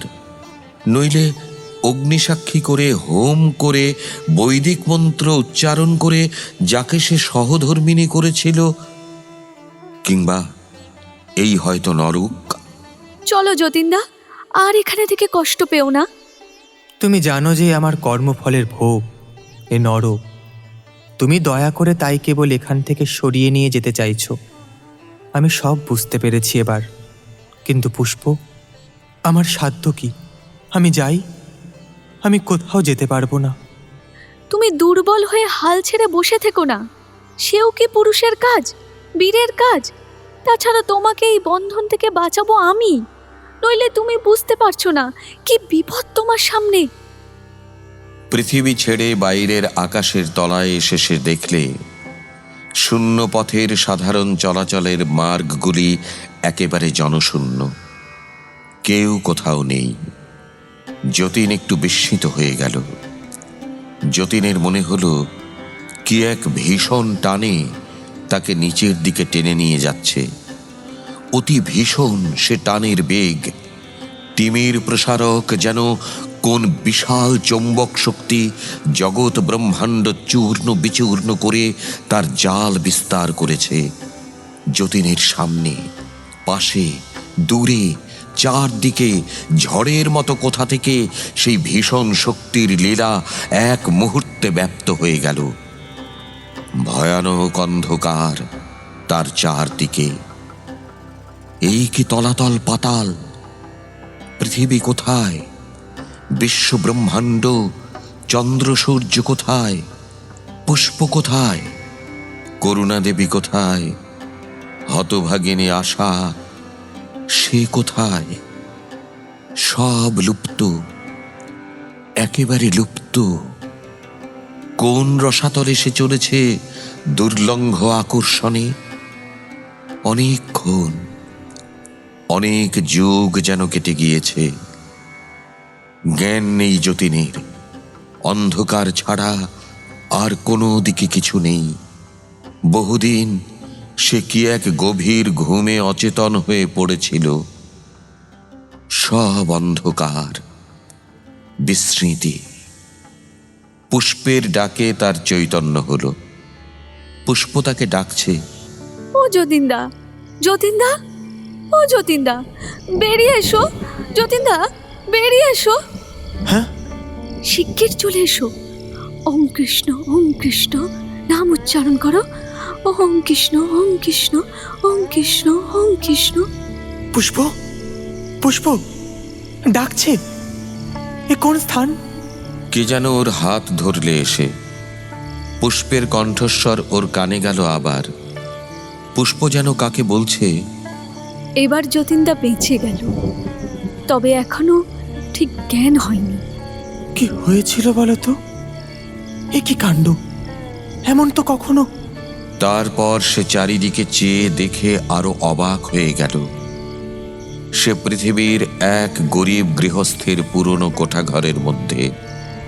পৃথিবীতে রাত্রিকাল, সম্ভবত গভীর রাত্রি, বর্ষাকাল। বাইরে ঘোর অন্ধকার। টিপ টিপ করে বৃষ্টি পড়ছে বাড়ির পেছনের বাঁশ বনে। ঘরের মেঝের এক পাশে একটা জলের বালতি।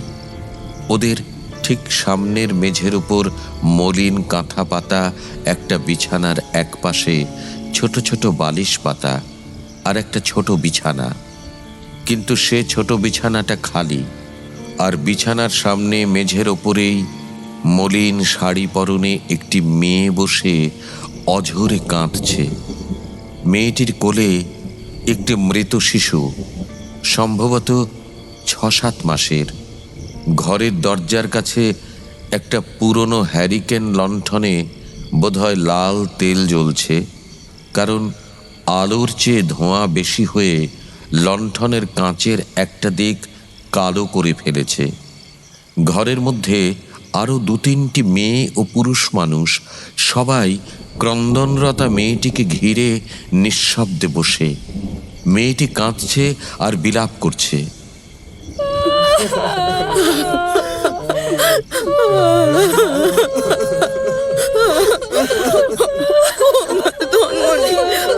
আমার সোনা, আসো আসো না, দেয়ালা করো আমার মানিক, চোখ যাও, আমার কোল খালি করে পালিও না। আমার সোনা, আমার সোনা, কোথায় যাবো আমায় ফেলে? আমার সোনা,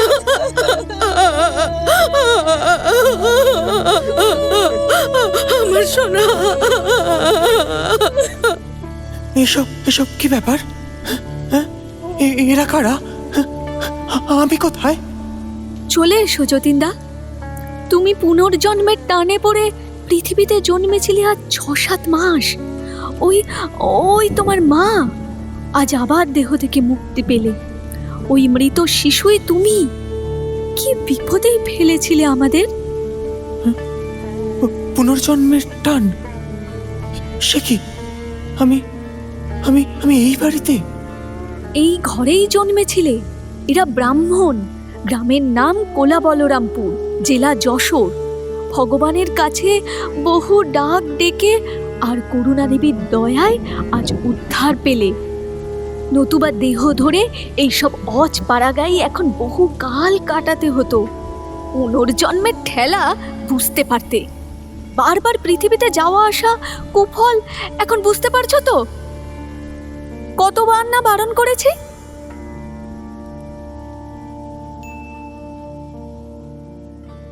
বিভূতিভূষণ বন্দ্যোপাধ্যায়ের দেবযান আজ শুনলেন ২য় পর্ব।